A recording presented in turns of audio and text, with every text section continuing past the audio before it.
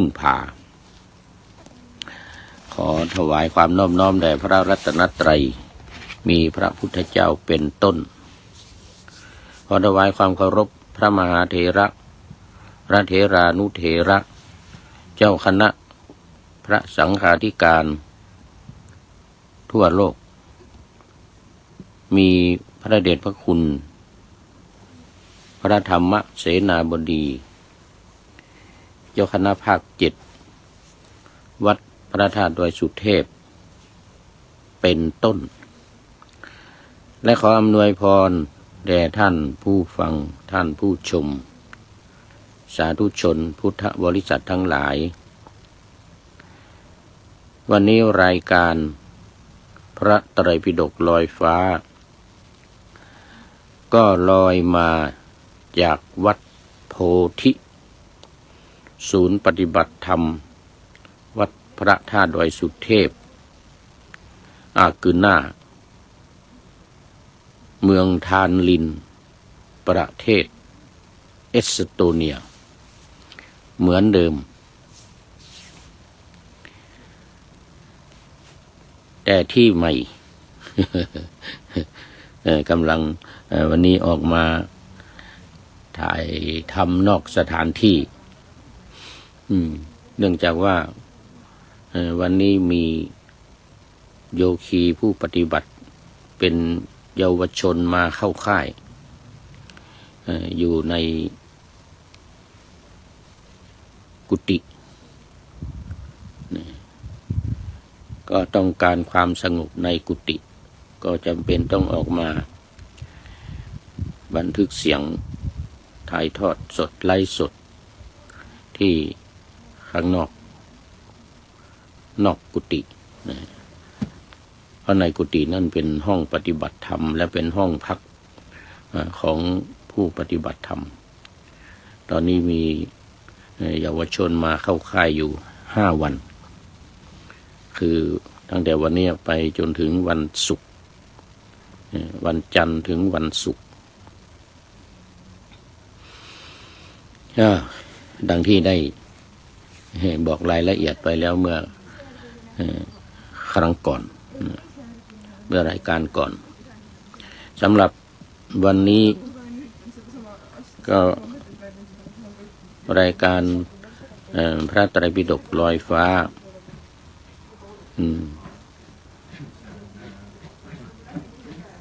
ก็ออกอากาศเหมือนเดิม5 สถานีทางวิทยุนะคือวัดพระธาตุดอยสุเทพวัดฝายหินวัดปากทางเจริญอำเภอดอยหล่อจังหวัดเชียงใหม่เหมือนกันแล้วก็วัดพระพุทธบาทอุดมอำเภอฝางจังหวัดเชียงใหม่วัดฝายหินตำบลสุเทพอำเภอเมืองเชียงใหม่และมจล.วิทยาลัยสงฆ์นครลำปางมีอาจารย์จีรศักดิ์ปันลำเป็นผู้อำนวยการเหมือนเดิมเวลาก็เหมือนเดิม8 นาฬิกาถึง 9 นาฬิกาทุกวันแต่ของวัดฝายหินวันจันทร์ถึงวันศุกร์ส่วนที่วัดพระธาตุดอยสุเทพนั้นเวลา5 ทุ่มถึงเที่ยงคืน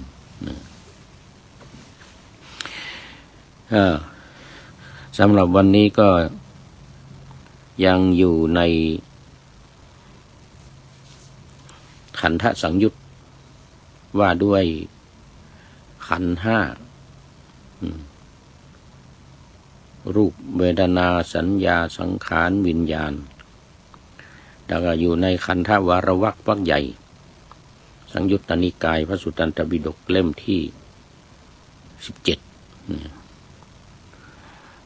วันนี้มาถึงหน้าที่243หน้าที่243ข้อที่153สูตรที่4สูตรที่4โนจักเมสิยาสูตรว่าด้วยทิฏฐิว่าเราไม่พึงมี ว่าด้วยทิฏฐิว่าเราเนี่ยไม่พึงมีอันนี้ก็เป็น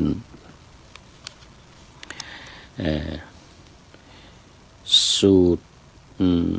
ที่อยู่ใน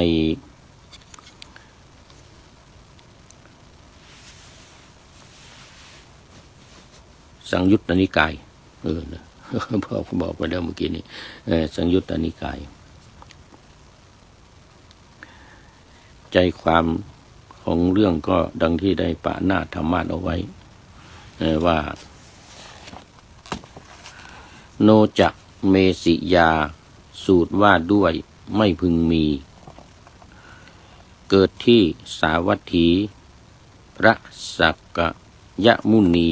ตรัสถามว่ามีอะไรเพราะอาศัยยึดมั่นอะไรกันทิฏฐิใหญ่เกิดว่าถ้าเราไม่พึงมีบริขารเราก็ไม่พึงมีถ้าเราเจ้าข้าจักไม่เอาสิ่งใดเป็นของเราบริขารก็ไม่มีเราภิกษุทูลว่าข้าแต่พระจอมมุนีธรรมของพวกข้านี้พระองค์เป็นหลักพึ่งพาเหมือนเดิมคือพระพุทธองค์ตรัสถามแต่ภิกษุทั้งหลายก็ว่าธรรมทั้งหลายที่พวกข้าพระองค์มีที่รู้ที่ได้รู้กันเนี่ยมีพระพุทธองค์นี่แหละเป็นหลัก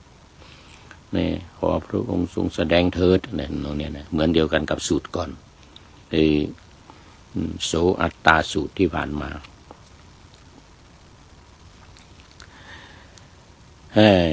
อันนี้อยู่ในทิฏฐิวรรคนะเมื่อกี้นึกไม่ออก ทิฏฐิวรรคพระพุทธองค์ก็ทรงตรัสว่า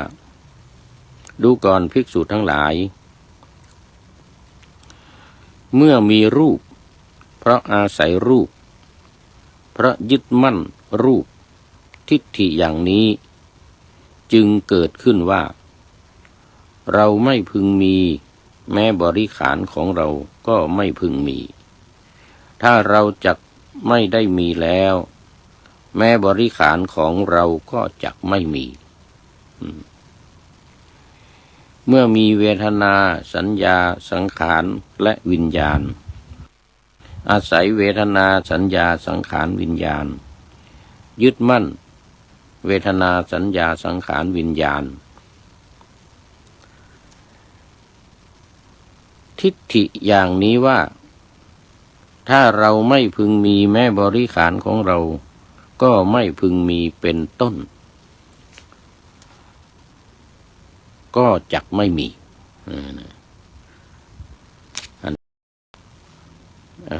เป็นเรื่องเกี่ยวกับว่าอาหังการมะมังการแต่ตัวนี้เป็นมะมังการตัวนี้เป็นมะมังการคือของเราถ้าหากว่าเรายึดมั่นถือมั่นยึดติดว่าสิ่งนั้นเป็นของเราสิ่งนี้เป็นของเราคนนี้เป็นลูกเราคนนี้เป็นสามีเราคนนี้เป็นภรรยาเรานี่นะการยึดมั่นถือมั่นทั้งหลายเนี่ยสิ่งของทั้งหลายนี้มันของเรามันก็ไม่มีโอ้นี่ยุง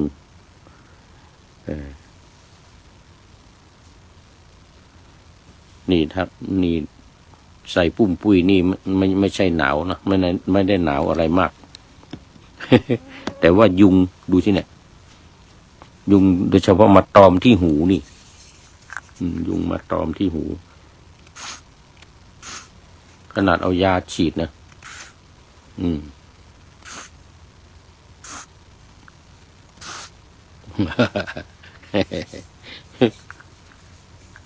นี่ต้องขนาดเอายาฉีดขนาดใส่ปุ้มปุ้ย ยาฉีดยังมาอยู่ตอนนี้ขอต้อนรับคุณโยมพิกุลเดี๋ยวคุณโยมพิกุล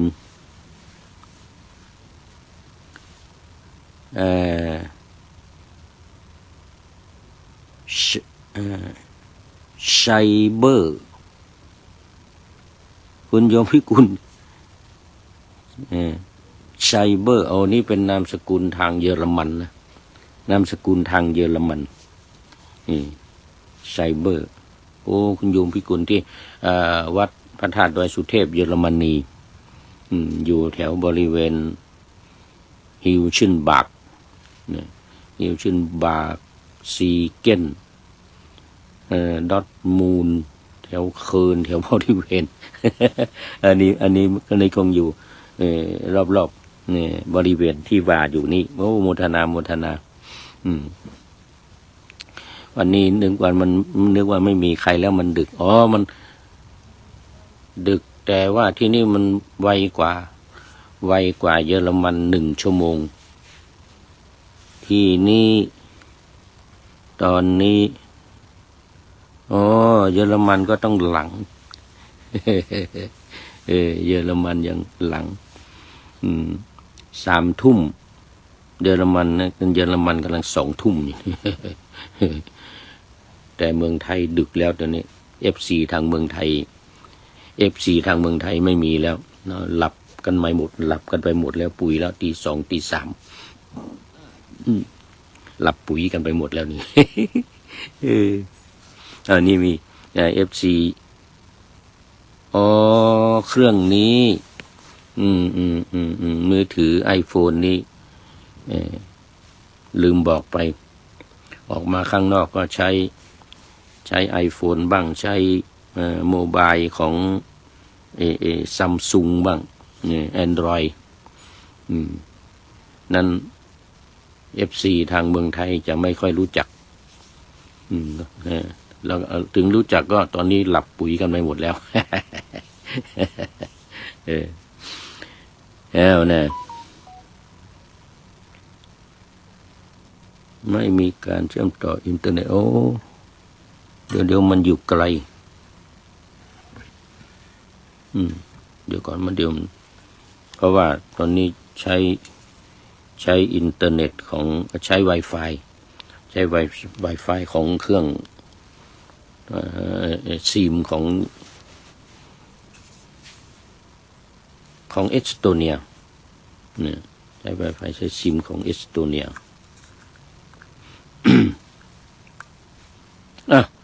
อันนี้ก็เข้ามาสู่เนื้อหาสาระของพระสูตรพุทธองค์ก็ตรัสภิกษุทั้งหลาย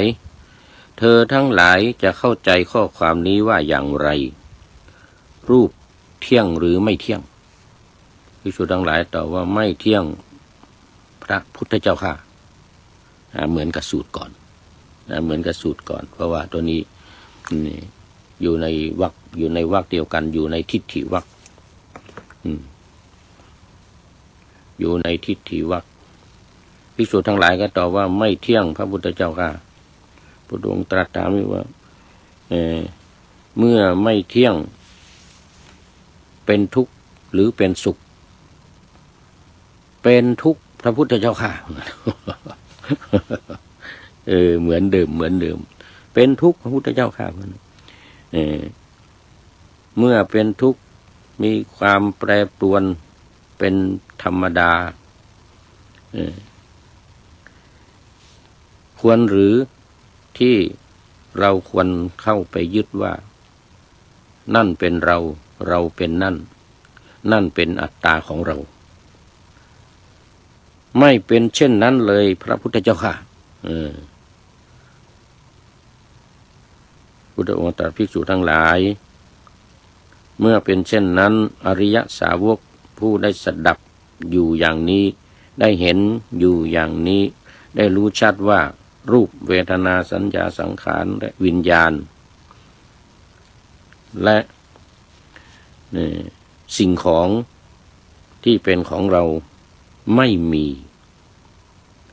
กิจอื่นเพื่อความเป็นอย่างนี้ก็ไม่มีชาตินี้สิ้นแล้วพรหมจรรย์อยู่จบแล้วก็หมายถึงเป็นพระอรหันต์ถ้าเมื่อรู้อย่างนี้เห็นอยู่อย่างนี้ ก็สามารถบรรลุเป็นพระอรหันต์ได้สูตรนี้ก็จบโนเจสิยาสูตรวันนี้ดูท่าทางจะได้หลายสูตรนะเนี่ยดูท่าทางจะได้หลายสูตร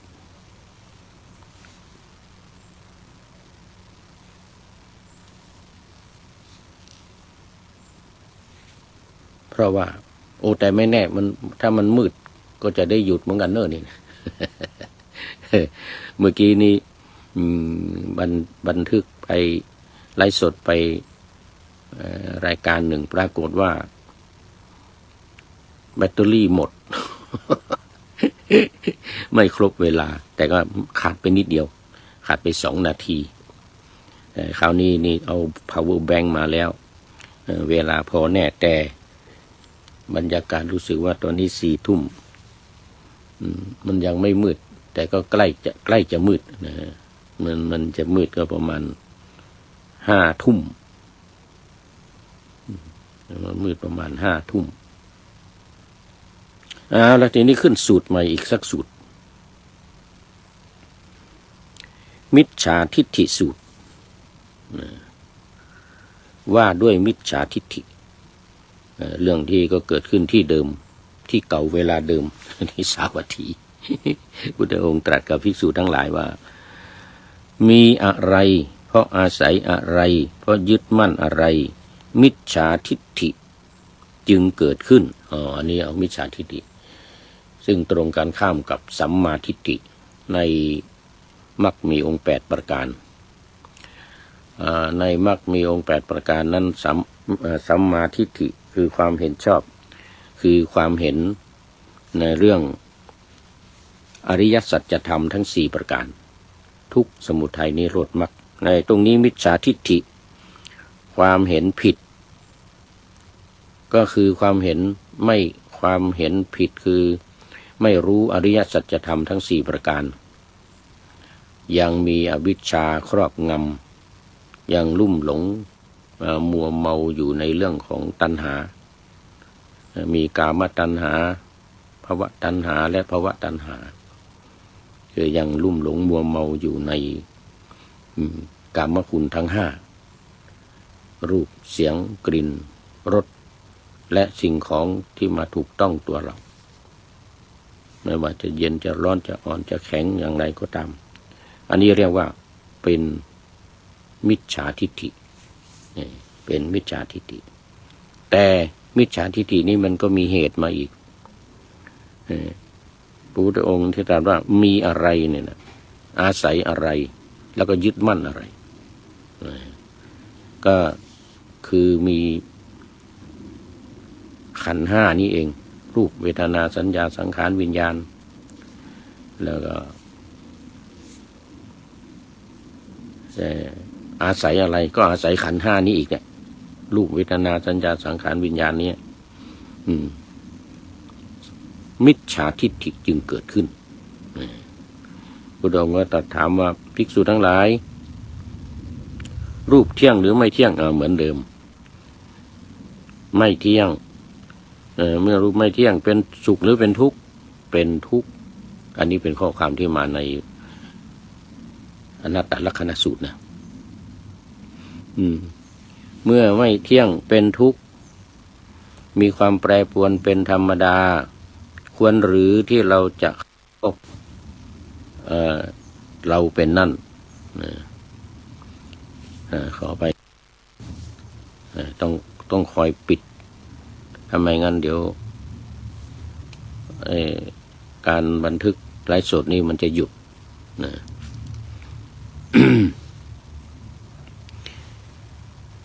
ดูก่อน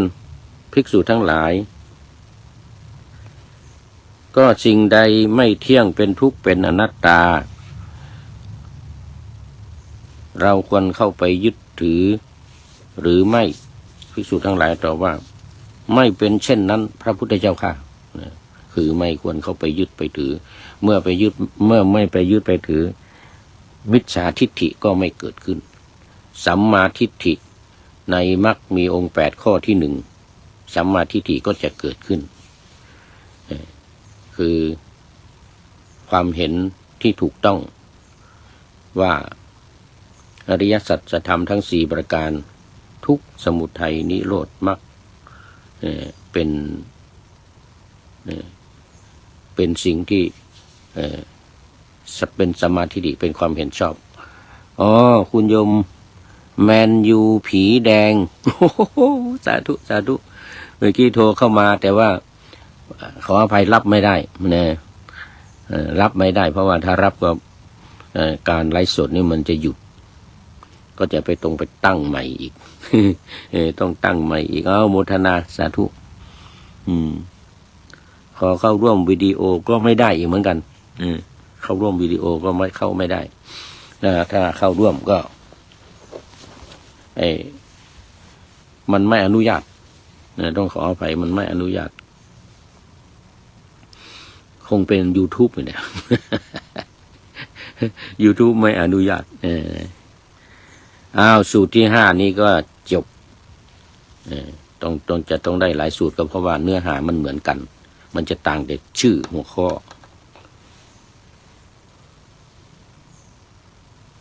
ต่างแต่ชื่อกับหัวข้อต่อไปเป็นสูตรที่6สักกายทิฏฐิสูตรข้อนี้ตรงกับสังโยชน์ข้อที่1เลยสักกายทิฏฐิคือความเห็นว่าเป็นตัวเป็นตนความเห็นว่าเป็นตัวเป็นตนเป็นสังโยชน์ธรรมที่ผูกรัดมัดสัตว์ให้ติดอยู่ในสังสารวัฏนี้ข้อที่1เรื่องเกิดที่เดิมสาวัตถีวัดเจตวันพุทธองค์ตรัสถามว่าภิกษุทั้งหลายเมื่อมีอะไรเพราะอาศัยอะไรยึดมั่นอะไรสักกายทิฏฐิคือความเห็นว่าเป็นตัวเป็นตนจึงเกิดขึ้นภิกษุทั้งหลายก็ตอบเหมือนเดิมเพราะอาศัยตอบเหมือนเดิมว่าธรรมทั้งหลายเนี่ยมีพระพุทธองค์เป็นหลักขอพระองค์ทรงแสดงเถิดพุทธองค์ก็ตรัสว่าธรรมทั้งหลายอาศัยรูปมีรูปอาศัยรูปเพราะยึดมั่นในรูปสักกายทิฏฐิจึงมีนี่เหมือนเดิมสูตรนี้เมื่อพุทธองค์ก็สรุปเหมือนเดิมอริยสาวกผู้ได้สดับได้เห็นอยู่อย่างนี้ความเบื่อหน่ายย่อมเกิดขึ้นเขาเรียกว่านิพพิทาความเบื่อหน่ายย่อมเกิดขึ้นเมื่อมีความเบื่อหน่ายก็ย่อมมีความคลายกำหนัดเมื่อคลายกำหนัดความทุกข์ก็หมดสิ้นชาติก็สิ้นเป็นชาติสุดท้ายสิ่งอื่นที่จะพึงทำอีกต่อไปก็ไม่มีบรรลุเป็นพระอรหันต์ถ้ามีที่รู้ถ้ารู้สักกายทิฏฐิแล้วก็ละสักกายทิฏฐิที่ว่าความเห็นที่มีตัวมีตนไม่ยึดมั่นถือมั่นไม่เข้าไปยึดไปถือเมื่อไม่เข้าไปยึดไปถือสักกายทิฏฐิคือความเห็นผิดก็ไม่มีอันนี้ก็จบไปอีกสูตรหนึ่งต่อไปเป็นสูตรที่7อัตตานุทิฏฐิว่าด้วยทิฏฐิที่ตามเห็นว่าเป็นตัวเป็นตนไอ้นี่ก็เหมือนกันอีกเรื่องเกิดขึ้นที่สาวัตถีภิกษุทั้งหลายก็กราบทูลพระพุทธองค์เหมือนเดิมว่าขอพุทธองค์ทรงแสดงเถิดเมื่อพุทธองค์ตรัสถามว่ายึดมั่นอะไรมีอะไรยึดมั่นอะไรอาศัยอะไรก็คืออาศัยขันธ์5นี้เองรูปเวทนาสัญญาสังขารวิญญาณนี่แหละอัตตานุทิฏฐิจึงมีจึงเกิดขึ้นถ้าไม่มีรูปเวทนาสัญญาสังขารวิญญาณหรือขันธ์5นี้อัตตานุทิฏฐิก็ไม่มีถึงมีแต่ว่าเราไม่เข้าไปยึดถือไม่ไปยึดมั่นถือมั่นที่เรียกว่าปัญจุปาทานขันธาทุกขาเนี่ยความทุกข์ก็จะไม่เกิดขึ้นเพราะความทุกข์นี้มันเกิดเพราะการเข้าไปยึดถือในขันธ์ทั้ง5นี้สรุปพระพุทธองค์ก็ตรัสอีกว่าภิกษุทั้งหลายอริยสาวก ผู้ได้สดับได้เห็นอยู่อย่างนี้ ย่อมเกิดนิพพิทาคือความเบื่อหน่าย เมื่อเกิดนิพพิทาก็คลายกำหนัดคือความกำหนัดในรูปเวทนาสัญญาสังขารรูปเสียงกลิ่นรสโผฏฐัพพะและธรรมารมณ์ก็ดับก็ไม่เกิดชาตินี้ก็เป็นชาติสุดท้ายชาติใหม่ก็ไม่มีเนี่ยเขาเรียกปุณณพโว พบใหม่ชาติใหม่พบใหม่ก็ไม่มีอีกอยู่จบพรหมจรรย์กิจที่จะพึงทำก็ไม่มีอีกต่อไปสูตรที่เจ็บอัตตานุทิฏฐินี่ก็จบ วันนี้เมื่อวันก่อนได้20สูตรเนี่ยแต่เมื่อวานนี้ได้สูตรเดียวมันเป็นสูตรแรกมันเป็นสูตรแรกของวรรคนี้มันก็เลยอธิบายมากแต่ว่าอันนี้มันซ้ำละมันซ้ำกับสูตรก่อนสูตรที่8อภินิเวสสูตรว่าด้วยความยึดมั่นเอาเลยทีเนี้ยสัพเพนาลังอภินิเวสายะเหมือนที่หลวงพ่อพุทธทาสนำออกมาจากพระไตรปิฎกสิ่งทั้งปวงไม่ควรยึดมั่นสิ่งทั้งปวงไม่ควรยึดมั่นในที่นี้ว่าความยึดมั่นภาษาบาลีว่าอภินิเวสะเพราะนั้นสูตรนี้ก็เหมือนเดิมภิกษุพุทธองค์ตรัสกับภิกษุทั้งหลายว่าอาศัยอะไรมีอะไรอาศัยอะไรแล้วก็ยึดมั่นอะไรอภินิเวสะเนี่ยมันจึงเกิดหรือความยึดมั่นถือมั่นนี่จึงมีเมื่อกี้เราก็พูดกันถึงว่ามีความยึดมั่นถือมั่นแล้วจะเป็นทุกข์ทีนี้มันทำต้นตอของความยึดมั่นอีกทีหนึ่งต้นตอของความยึดมั่นนี่ก็คือโอแมนยูผีแดงนี่เจ้าของคงมาจากยูเค ลันคอนอยู่ใกล้ลิเวอร์พูลเปรมฤดีขอต้อนรับคุณโยมเปรมฤดีเดี๋ยวกันเปรมฤดีชิชัยพิชัยเปรมฤดีพิชัยโอ้คุณโยมเปรมฤดีตอนนี้ไปสวีเดนอยู่ที่นี่แหละอยู่ที่ทานลิน ตอนนี้อยู่สวีเดนนะตอนนี้อยู่สวีเดนกำลังรับชมอยู่ค่ะอยู่สวีเดน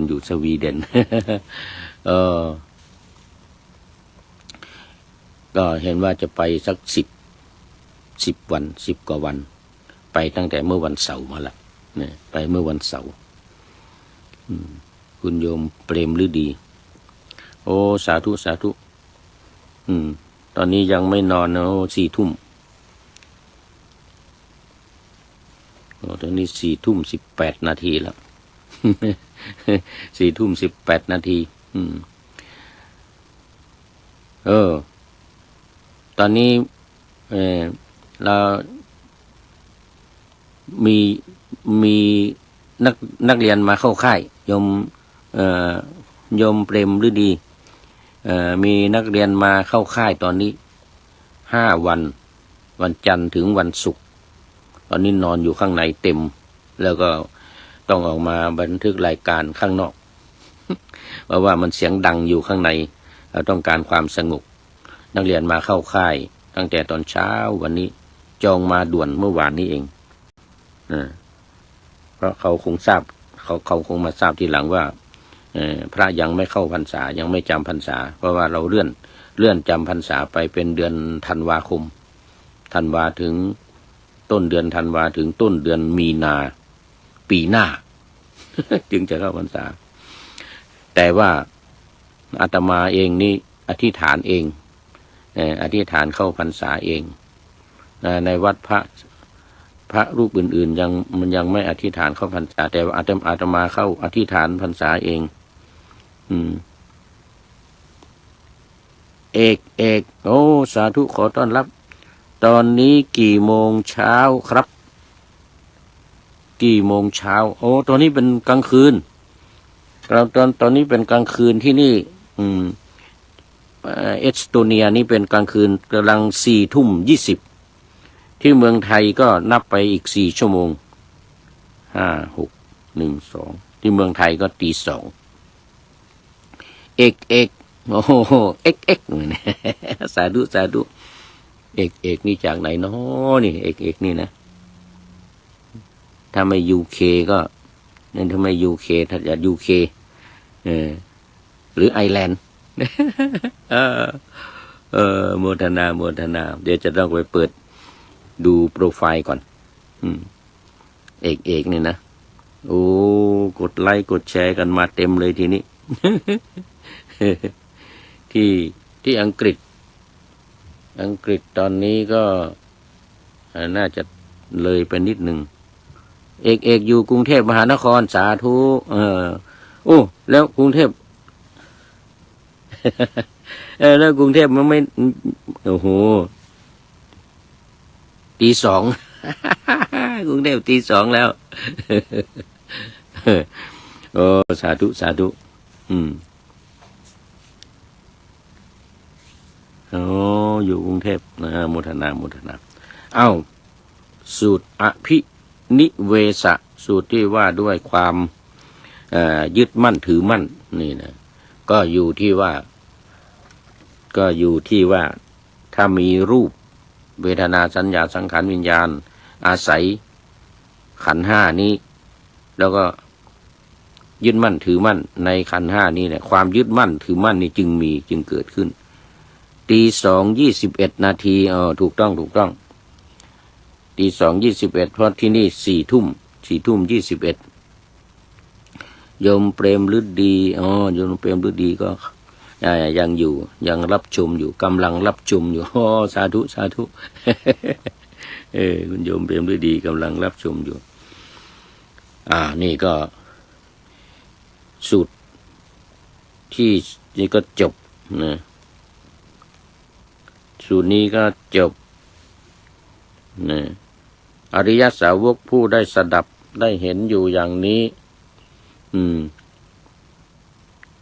ได้สดับอย่างนี้ได้เห็นอยู่อย่างนี้ก็ย่อมเกิดความเบื่อหน่ายคลายกำหนัดอยู่จบพรหมจรรย์คือบรรลุบรรลุธรรมอยู่จบพรหมจรรย์ชาตินี้สิ้นแล้วกิจอื่นที่กิจทุกอย่างก็ทำหมดแล้วกิจอื่นที่จะพึงทำไม่มีอีกต่อไปเป็นพระอรหันต์สูตรที่8นี่ก็จบอภินิเวสจำชื่อสูตรแล้วก็ความหมายของสูตรเท่านั้นที่จะเปลี่ยนแปลงตอนนี้เนื้อหาสาระเหมือนเดียวกันต่อไปสูตรที่9ทุติยอภินิเวสสูตรนี่น่าจะมีอะไรเปลี่ยนแปลงเพิ่มเติมเข้ามาแล้วมั้งเนี่ยนะเกิดขึ้นที่สาวัตถีความยึดมั่นสูตรที่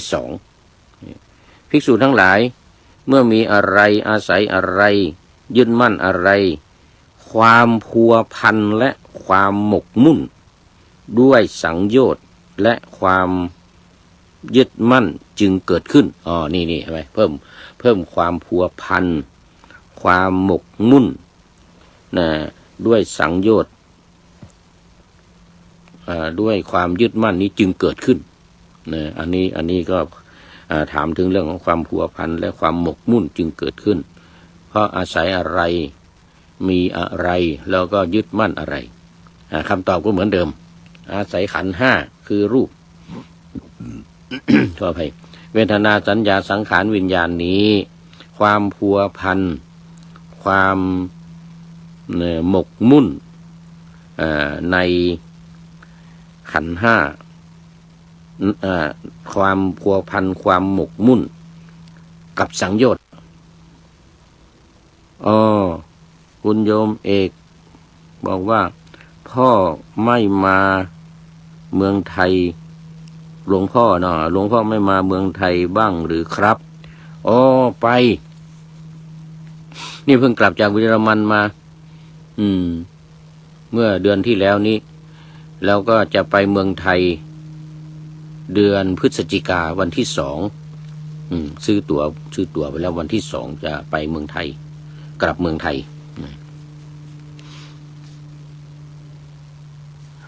ไม่มาเมืองไทย มาคราวนี้1 ปีไปพักหนาวพักหนาวอยู่ที่เยอรมันมา6 เดือน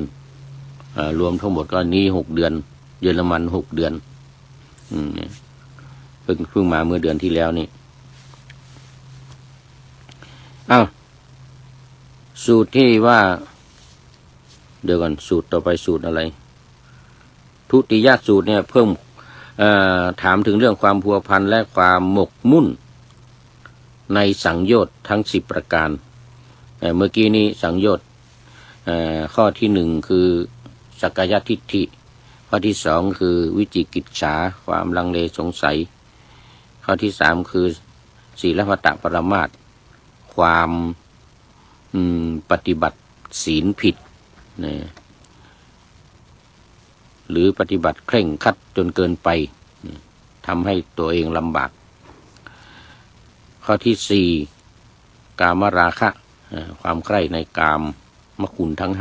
5ข้อที่5ปฏิฆะความหงุดหงิดขุ่นเคืองรำคาญอันนี้เป็นโอรัมภคิยสังโยชน์5 ข้อเบื้องต่ำสังโยชน์เบื้องต่ำสังโยชน์เบื้องสูงอุทธัมภคิยสังโยชน์อีก15 ข้อคือข้อ6รูปราคะข้อที่7อรูปราคะข้อที่8มานะข้อที่9อุทธัจจะและข้อที่10อวิชชาตัวใหญ่ตัวหลักตัวต้นของปฏิจจสมุปบาทนี่สิ่งทั้งหลายที่จะเกิดในโลกเนี่ยอยู่ที่อวิชชานี้ทั้งนั้นเมื่ออวิชชาข้อสุดท้ายนี้ดับทุกสิ่งทุกอย่างก็ดับทุกโทมนัสอุปาญาตทั้งหลายก็ดับหมดนะสูตรที่9ทุติยะอภินิเวสก็จบนะต่อไปเป็นสูตรสุดท้ายสูตรที่10อานันทสูตรอานันทสูตรว่าด้วยพระอานนท์คราวนี้น่าจะยาวหน่อยน่าจะทันอยู่เรื่องเกิดขึ้นที่เดิมเวลาเดิม 6 โมงเย็นถึง4 ทุ่มพุทธองค์ตรัสกับภิกษุทั้งหลายให้โอวาทอบรมภิกษุภิกษุณีสามเณรสามเณรีที่วัดเชตวันแล้วก็4 ทุ่มไปจนถึงตี 2ก็จะเป็นเทวดารวมทั้งเทวดาโดยสมมุติคือพระเจ้าอยู่หัวด้วย4 ทุ่มไปจนถึงตี 2เทวดาเนี่ยวัดเชตวันนี่จะสว่างสวัยเทวดามามีแสงมีสีมามาก 4 ทุ่มถึงตี 2และตี 2ถึงตี 4 2 ชั่วโมงนี้พุทธองค์ก็เสด็จเข้าห้องบรรทมทรงบรรทมหลับนะเดี๋ยว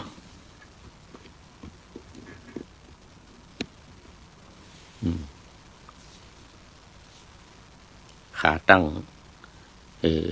ขาตั้งโทรศัพท์โมบายก็แบตเตอรี่จะหมด ดีว่าเอาวาเวอร์แบงค์มานี่ต่อไปสูตรที่10เรื่องพระอานนท์เกิดที่สาวัตถีเหมือนกันวัดเชตวันเหมือนกันครั้งนั้นท่านพระอานนท์เข้าไปเฝ้าพระผู้มีพระภาคถึงที่ประทับถวายบังคมแล้วนั่งที่สมควรส่วนข้างหนึ่งกราบทูลพระผู้มีพระภาคดังนี้ว่าข้าแต่พระองค์ผู้เจริญขอประทานวโรกาสขอพระผู้มีพระภาคโปรดแสดงธรรมแก่ข้าพระองค์โดยย่อซึ่งข้าพระองค์ได้ฟังแล้วจะพึงหลีกออกไปอยู่คนเดียวไม่ประมาทมีความเพียรอุทิศกายและใจอยู่เถิดอันนี้พระอานนท์ตามปกติพระอานนท์ก็จะต้องได้ รับฟังธรรมที่พระพุทธองค์ทรงแสดงที่อื่นๆซ้ำอยู่แล้วเพราะว่าพระอานนท์ขอพรไว้ว่าเวลาแสดงธรรมที่ไหนทุกสูตรทุกครั้งเวลากลับมาแล้วต้องแสดงขอให้แสดงแก่พระอานนท์ตอนที่พระพุทธองค์เลือกพระอานนท์เป็น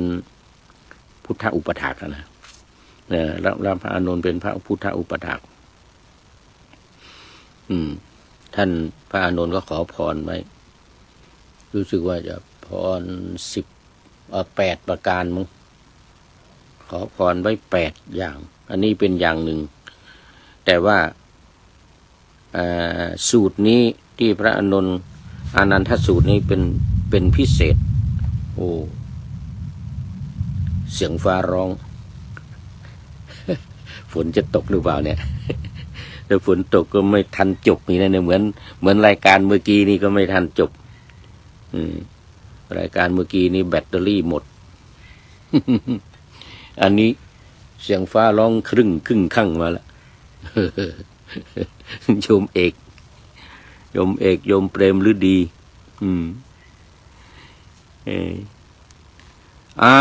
ตอนนี้ขอต้อนรับพระเดชพระคุณหลวงพ่อสุทธิสงึมรำตื่นมาแล้วที่ 3 หลวงพ่อสุทธิตื่นแล้วจากบุรีรัมย์ยกหัวใจขึ้นมายกมือขึ้นมาไหนแฮปปี้เบิร์ธเดย์มาหรือเปล่ากู๊ดมอร์นิ่งนี่กู๊ดมอร์นิ่งนี่กู๊ดมอร์นิ่งมาแล้วเดี๋ยวคุณหลวงพ่อจังหวัดบุรีรัมย์ตื่นแล้วตอนนี้ใกล้จะตี 3แล้วนี่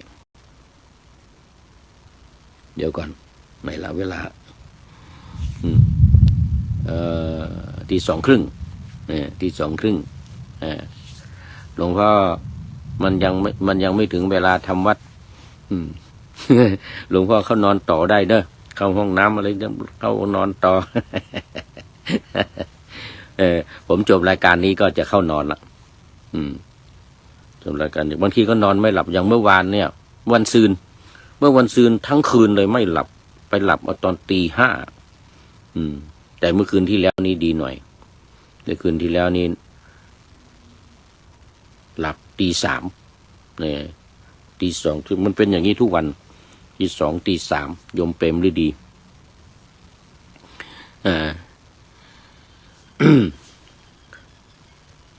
เหมือนกับมาใหม่ๆปรับเวลายังไม่ได้แต่ว่าวันนี้มันนานมาแล้วเนี่ยจะเป็น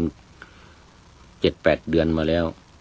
ก็ยังปรับเวลาไม่ได้ไม่หลับ ก็ไม่เป็นไรเดี๋ยวคืนนี้ถ้าไม่หลับก็เตรียมงานดูเตรียมรายการนี่แหละเตรียมรายการที่จะจัดมันพรุ่งนี้ต่อ เพราะว่าข้างในใช้เสียงไม่ได้รบกวนโยคีผู้ปฏิบัติธรรมสูตรสุดท้ายท่านพระอานนท์พูดถึงท่านพระอานนท์ก็เข้าไปกราบทูลถามพระพุทธเจ้าบ้างเหมือนกันขอฟังธรรมนอกกรณีพิเศษนอกจากพระพุทธเจ้าแสดงให้แล้วนี่ก็เข้าไปขอฟังอีกต่างหากเพื่อที่ว่าจะนำไปปฏิบัติเหมือนกันนะพระพุทธเจ้าก็ตรัสกับท่านพระอานนท์ว่าอานนท์เธอจะเข้าใจข้อนั้นอย่างไร รูปเที่ยงหรือไม่เที่ยงไม่เที่ยงพระพุทธเจ้าข้าก็สิ่งใดไม่เที่ยงสิ่งนั้นเป็นทุกข์หรือเป็นสุขเป็นทุกข์พระพุทธเจ้าข้าสิ่งใดไม่เที่ยงเป็นทุกข์มีความแปรปรวนเป็นธรรมดาควรหรือที่จะพิจารณาเห็นสิ่งนั้นว่านั่นของเราเป็นนั่นเป็นอัตตาของเรานี่ข้อความเหมือนกันหมดนะทุกสูตรทุกสูตรในนี้ท่านพระอานนท์ก็ตอบว่าไม่เป็นอย่างนั้นพระพุทธเจ้าข้าไม่เป็นอย่างนั้นไม่ใช่อย่างนั้นหรือไม่เป็นอย่างนั้นเพราะนั้นไม่ควรเลย พระพุทธเจ้าข้าพุทธองค์ตรัสว่าอานนท์เพราะเหตุนั้นรูปอย่างใดอย่างหนึ่งทั้งที่เป็นอดีตอนาคตและปัจจุบันทั้งที่ประณีตและเลวหยาบหยาบหรือละเอียดประณีตหรือเลวไกลหรือใกล้ก็ตามรูปทั้งหมดนั้นเธอพึงเห็นด้วยปัญญาอันชอบตามความเป็นจริงว่านั่นไม่ใช่ของเราเราไม่ใช่นั่นไม่ใช่อัตตาของเราเวทนาสัญญาสังขารและวิญญาณอย่างใดอย่างหนึ่ง เกิดขึ้นมีความไม่เที่ยงเป็นทุกข์และมีความแปรปรวนเป็นธรรมดาไม่ควรเข้าไปยึดมั่นถือมั่นว่าเป็นเราเราเป็นนั่นเป็นเรานั่นเป็นอัตตาของเราคือขันธ์ห้านี่แหละนี่ก็ไม่ยึดถือขันธ์ห้านี่แหละดูก่อนอานนท์ นี่อริยสาวกผู้ได้สดับเห็นอยู่อย่างนี้ย่อมเบื่อหน่ายในรูปในเวทนาสัญญาสังขารและวิญญาณเมื่อเบื่อหน่ายย่อมคลายกำหนัดเมื่อคลายกำหนัดย่อมหลุดพ้นเมื่อจิตหลุดพ้นแล้วก็รู้ว่าหลุดพ้นแล้วรู้ชัดว่าชาตินี้สิ้นแล้วอยู่จบพรหมจรรย์แล้วทำกิจที่ควรทำเสร็จแล้วไม่มีกิจอื่นเพื่อความเป็นอย่างนี้อีกต่อไป จบสูตรที่10สูตรสุดท้าย ขออภัยในทิฏฐิสูตรนะในทิฏฐิสูตรซึ่งรวมทั้งหมดนี่มี10สูตรด้วยกันก็มีอัจฉตสูตรว่าด้วยสิ่งที่เป็นไปในภายในเอตังมะมะนี่นั่นของเราเอตังมะมะสูตรโสอัตตาสูตรอัตตานั้นโสอัตตาสูตรโนเจเมสิยาเนี่ยเมื่อกี้นี้มิจฉาทิฏฐิสกยทิฏฐิอัตตานุทิฏฐิอภินิเวสะทุติยอภินิเวสะและสุดท้ายอานันทสูตรทั้งหมด10สูตรในทิฏฐิวรรคนี้ก็จบบริบูรณ์แต่ว่าเวลายังพอเหลืออยู่อีกวันนี้ได้6สูตรวันนี้ได้6สูตรสู้วันก่อนไม่ได้วันก่อนได้20สูตร 20สูตรตอนนี้ก็ยังพอได้อีกสักสูตรเดี๋ยวต้องดูก่อนวรรคนี้จบบริบูรณ์นะอุปริปันธาสก็จบบริบูรณ์รวมวรรคที่มีในอุปริปันธาส1อัตตวรรค2ธรรมกถิกวรรค3อวิชชาวรรค4กุลวรรคเรื่องไก่แล้วก็5ทิฏฐิวรรคในอุปริปันธาสอุปริปันธาสคือปันธาสที่อยู่เบื้องบนมันก็จะมี3มูลปันธาสมัชฌิมปันธาสแล้วก็อุปริปันธาสอุปริปันธาสอยู่บนสุดมัชฌิมปันธาสอยู่ตรงกลางแล้วก็มูลปันธาสอยู่ต้นต้นกลางปลายก็ได้ต้นกลางปลายรวม5วรรคเรียกว่าตติยปันธาส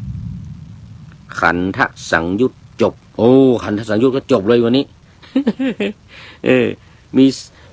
มี3ปันธาสละ50สูตรแต่บางเดี๋ยวก่อนถูกละปันธาสละ50สูตรแต่ว่าบางปันธาสเนี่ยนะยังรู้สึกจะมีมัชฌิมปันธาสนะบางสูตรมี10บางวรรคมี11สูตรก็มี13สูตรก็มีแต่ถือตามชื่อของวรรคว่าชื่อของปันธาสเนี่ยอุปริ ปัณณาตมัชฌิมปัณณาตแล้วก็มูลปัณณาตอันนี้นะ50ปัณณาสกะนี่แปลว่า50เอาแล้วคราวนี้เราขึ้นไปวรรคใหม่ดีกว่าวรรคนี้จบบริบูรณ์เลยคันทะสังยุตเนี่ยต่อไปสังยุตในกายคันทะวาระวรรคราทะสังยุตต่อไปนี้เป็นราทะสังยุตแปลว่าประกอบหรือว่าเกี่ยวข้องคำว่าสังยุตเนี่ยว่าประกอบด้วยพระราทะนี่ปฐมวรรคที่1ก็คือหมวดที่1นี่นะมารสูตรที่ว่าด้วยมารในราทะสังยุตในขึ้นสังยุตใหม่ละสังยุตที่ผ่านมานั่นเป็นขันธสังยุตขันธวารวรรคแต่ว่าต่อไปนี้เป็นราทะสังยุตราทะสังยุตเริ่มแรกคือปฐมวรรควรรคแรกวรรคที่1วรรคที่1เอาละเอาอีกสักสูตรหลวงพ่อยังไม่หลับหลวงพ่อยังไม่หลับสูตรด้วยมารอีกละเรื่องเกิดขึ้นที่กรุงสาวัตถีเหมือนเดิมวัดเจตวันเหมือนเดิมพระราทะเรื่องพระราทะเข้าไปเฝ้าพระผู้มีพระภาคถึงที่ประทับต่อไปนี้ทุกสูตรจะเกี่ยวข้องกับพระราทะหมดถึงที่ประทับถวายอภิวาทแล้วนั่งณที่สมควรได้กราบทูลพระผู้มีพระภาคว่าข้าแต่พระองค์ผู้เจริญที่พระองค์ตรัสว่ามารด้วยเหตุเพียงเท่าไรหนอพระองค์จึงตรัสว่ามารพระผู้มีพระภาคตรัสตอบว่าราทะเมื่อมีรูปจึงมีมารมีผู้ทำให้ตายมีผู้ทำให้ตายคือมารเนี่ยนะหรือมีผู้ตายเพราะฉะนั้นเธอจงเห็นรูปว่าเป็นมารเห็นผู้ทำให้ตายเป็นผู้ตายเป็นโรคเป็นดุจหัวฝีเป็นดุจลูกศรเป็นของลำบากเป็นเหตุเกิดแห่งของลำบากโอ้นี่รู้สึกจะมืดมาแล้วนะเนี่ยจะมืดมาแล้ว4 ทุ่มพระอาทิตย์น่าจะตกละพระอาทิตย์น่าจะตกละ4 ทุ่ม 42 นาทีโอ้ใช่เมื่อกี้ว่าผิดไปพระอาทิตย์ตก5 ทุ่มไม่ใช่4 ทุ่ม 42ตอนนี้ยังพอมีแสงอยู่ลำไรเอาสูตรนี้ให้จบเรื่องของมารเนี่ยบุคคลเราใดเห็นรูปนั้นอย่างนี้บุคคลเหล่านั้นชื่อว่าย่อมเห็นชอบเมื่อมีเวทนาสัญญาสังขารวิญญาณรูปจึงมีก็คือขันธ์5นั่นแหละเนี่ยมีขันธ์5ทั้งหมดในรูปจึงมีเดี๋ยวขออภัยมารจึงมีคือมีผู้ให้ตายจึงมีเมื่อภิกษุกุลบุตรเห็นอยู่อย่างนี้มีลูกศรเป็นดุจลูกศรเป็นของลำบากเป็นเหตุเกิดแห่งที่ลำบากบุคคลเราใดเห็นวิญญาณเวทนาสัญญาสังขารวิญญาณเนี่ยนะอย่างนั้นย่อมเห็นชอบก็ความเห็นชอบมีประโยชน์อย่างไรพระพุทธเจ้าข้าพระพุทธเจ้าข้าพุทธองค์ตรัสว่าราทะความเห็นชอบมีประโยชน์ทำให้เบื่อหน่ายก็ความเบื่อหน่ายมีประโยชน์อย่างไรพระพุทธเจ้าข้าความเบื่อหน่ายมีประโยชน์ทำให้คลายกำหนัดก็ความคลายกำหนัดมีประโยชน์อย่างไรพระพุทธเจ้าข้าความคลายกำหนัดมีประโยชน์ก็คือทำให้หลุดพ้น ความหลุดพ้นมีประโยชน์อย่างไรพระพุทธเจ้าข้าความหลุดพ้นมีประโยชน์ทำให้นิพพาน มืดพอดี มืดพอดีหลวงพ่อสุทธิหลวงพ่อสุทธิสงึมลำจากบุรีรัมย์หลวงพ่อเข้ามาเป็นท่านสุดท้ายเวลาใกล้จะหมด ลาทะเธอถามมากเกินไปแล้วว่างั้นนะพระเจ้าเธอถามมากเกินไปแล้วนะเธอไม่อาจกำหนดขอบเขตของปัญหาได้ว่างั้นนะเพราะกุลบุตรย่อมอยู่ประพฤติพรหมจรรย์ที่ยังลงสู่นิพพานนี่มีนิพพานเป็นจุดหมายมีนิพพานเป็นที่สุดอย่างนั้นนะมาระสูตรที่หนึ่งนี้ก็จบพอดีหมดเวลาพอดี แล้วก็มืดพอดีด้วยตอนนี้เอาแล้วตอนนี้หลวงพ่อสุทธิสงึมลำเป็นท่านสุดท้ายเข้ามาในการโมทนาขอบคุณเป็นอย่างยิ่งแล้วก็ทุกท่านที่เข้ามาแล้วผ่านไปแล้วนะขอให้มีความสุขหลับฝันดีคืนนี้ทุกท่านส่วนหลวงพ่อสงึมลำถ้าเมืองนอนไม่หลับก็ทำวัดสวดมนต์ไปเด้อ ขอนำพระไตรปิฎกลอยฟ้าไปจากผู้ฟังทั้งหลายในโลกล่าวันต่อไปจะได้จรย้อนกลับมาสู่สถานีใหม่ให้ท่านฟังอย่าลืมเปิดวิทยุหรือเครื่องรับโทรศัพท์โมบายคอมพิวเตอร์ผัง YouTube เฟซเพจไลน์ให้ดังๆเพื่อชมฟังรายการวันต่อไปขอทุกท่านมีความสุขทุกคืนวันนำธรรมะประกอบการงานทั้งหลายเช่นขยันทำงานทางวาจากายใจขวนขวายกิจการงานนานาบำเพ็ญสาธารณประโยชน์เว้นสิ่งที่มีโทษโหดเยี่ยงสาประกอบแต่กรรมดีมีราคา